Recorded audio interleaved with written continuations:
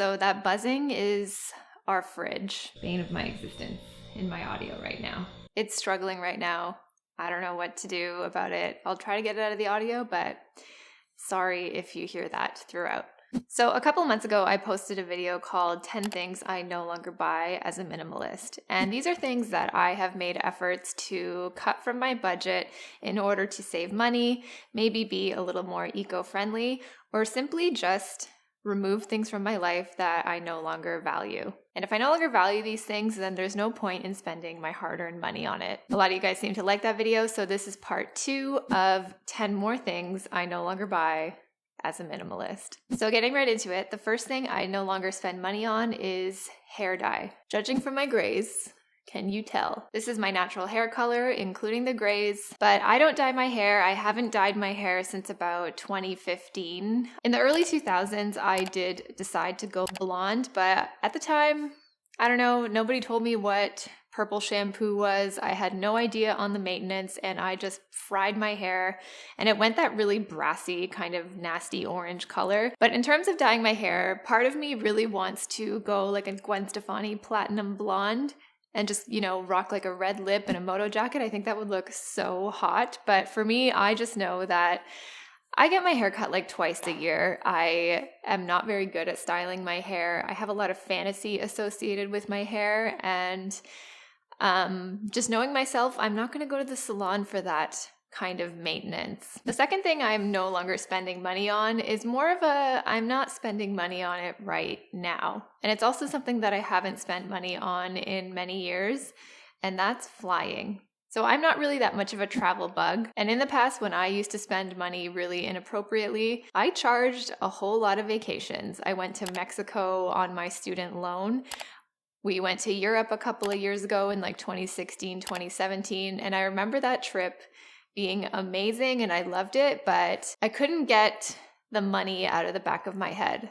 Flying is expensive. I know for many of you, travel and seeing the world is really important to you, and I think that's amazing. But for now, for me, because of where I am in my debt repayment journey, moving on to building up my emergency fund, saving for a down payment, big grand vacations aren't really on the horizon for me. I think I will create eventually a sinking fund for traveling and for flying, but at this time, it's just not really in my budget. So this one's kind of a technicality, I would say. I haven't spent any money on flying in maybe 4 or 5 years.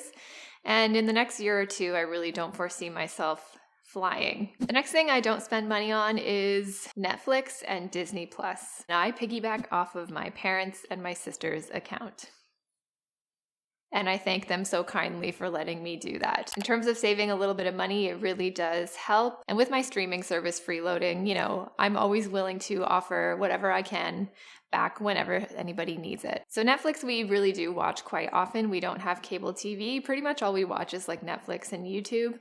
And Disney Plus, I use solely to watch The Simpsons.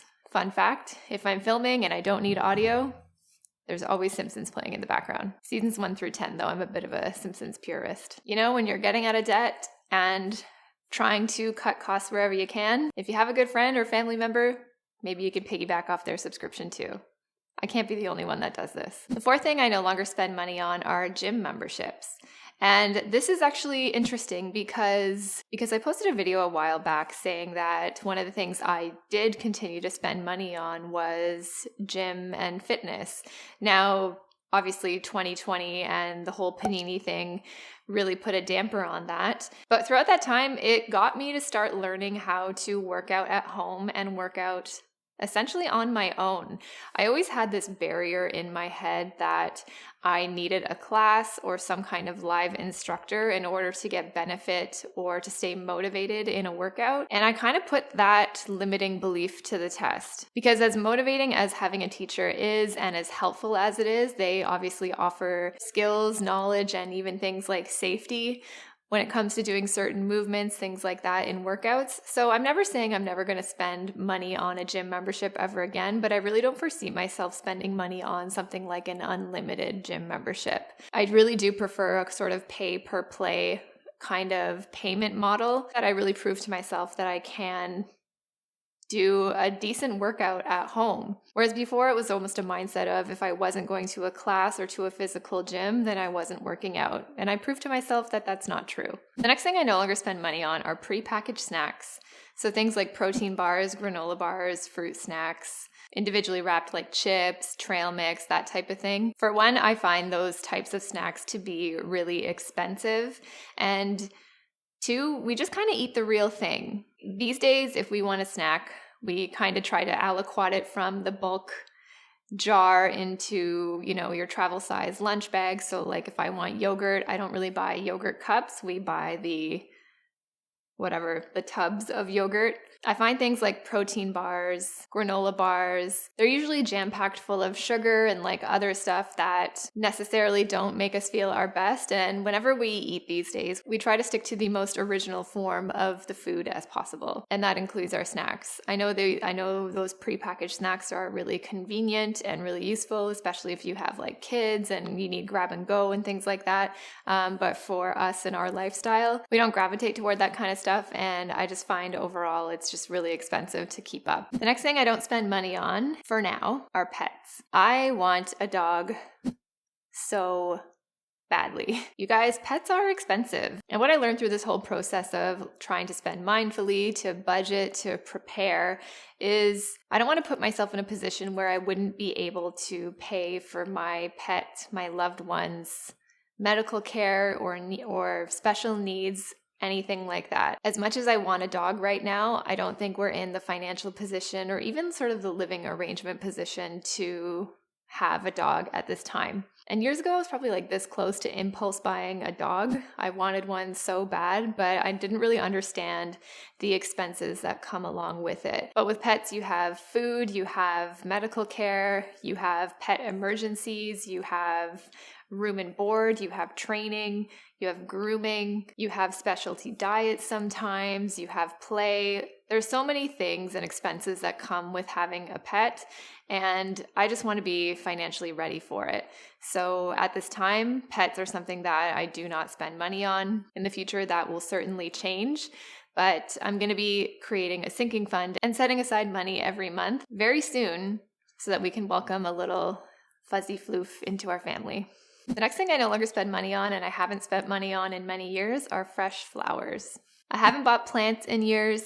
I'm really surprised that these guys have lived as long as they have. And something that I haven't bought in just as long are fresh flowers. Now, don't get me wrong, I love fresh flowers. I think they're beautiful. And if there's something that you like to treat yourself to every once in a while, or you like to do that on the weekends and go to the market and all of that stuff, I think that's amazing. I think fresh flowers are just a beautiful thing to have in your home. They're fresh, they're vibrant, they provide a lot of ambiance. And I truly agree that they are like a simple pleasure that you can bring into your life. But for me, they're just something that I don't really think about buying. I don't take care of them very well. They die right away. I mean, they're really kind of supposed to. I think they're not really meant to last that long. But for me, it's kind of an added expense that I don't really get a lot of value from. And I remember in the past when I used to just sort of like wander around aimlessly on weekends and just spend money out of boredom, fresh flowers would really be a boredom spend for me. I would tell myself things like, oh, it's a nice to have, it's a treat. But for me, they didn't really bring genuine joy. And I kind of just like stressed out about it when they started to die and the petals started to fall. It just was a little too Beauty and the Beast for me. The next thing I no longer spend money on are manicures. That's because I'm a nail biter, I will admit that. My nails seem to cycle between periods of growth when maybe my anxiety is a little bit better controlled versus just like a typewriter of anxiety biting. I don't know what to say. I'm working on it. I used to get manicures to prevent me from biting my nails, but I just find that didn't really work very well because I would just end up like picking off the nail polish or the gel that I would get. I mean, I lived through 2020 without getting a single manicure. For a lot of people, I think getting things like manicures and pedicures, if that's something that you can treat yourself to or something that you enjoy or part of your sort of grooming budget, I think that's amazing. I love like nail art and all sorts of like really cool manicures and things like that. It's something that I really like wish that I could do too, but not so much that I'm going to actually go out and do it. I don't know. And the ninth thing I no longer spend money on is specialty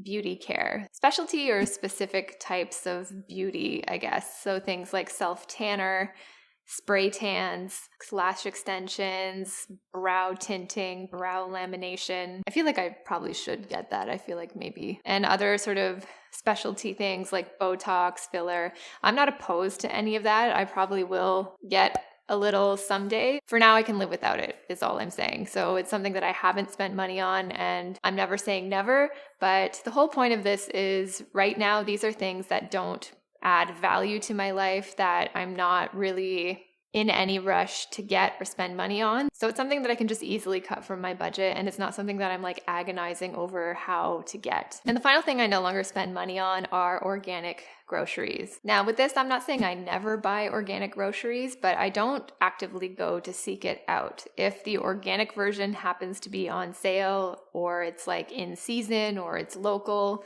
I'll definitely go for that. But I don't really prioritize organic versus, inorganic groceries.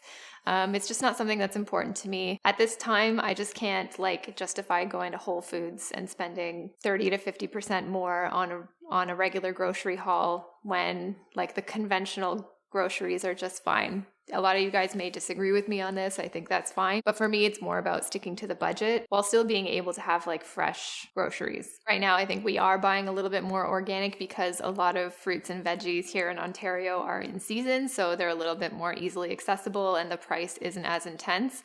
But this year too, with inflation, the way inflation has been going, and groceries in Canada are really expensive to begin with. I see you guys do these Trader Joe hauls and you spend $45 for a week of groceries. Really jealous. I think that's amazing. But here in Canada, I just find that that's a lot more difficult. Groceries tend to be a lot more expensive here. Maybe it has to do with imports or the fact that we're colder. I don't know. But throughout this debt repayment journey, we have made efforts to minimize our grocery bill. So organic is just a bit of an added expense that I wasn't willing to pay for. And you may disagree with me on that. Totally fine. You do you. And that's what this channel is all about. So those are 10 more things I no longer spend money on, or at least that I haven't spent money on in a while, / don't really plan on spending money on anytime soon. Let me know some things that you have recently cut from your budget, whether it be to save a little more money, pay off a little more debt, or just live a little more intentionally and minimally for you.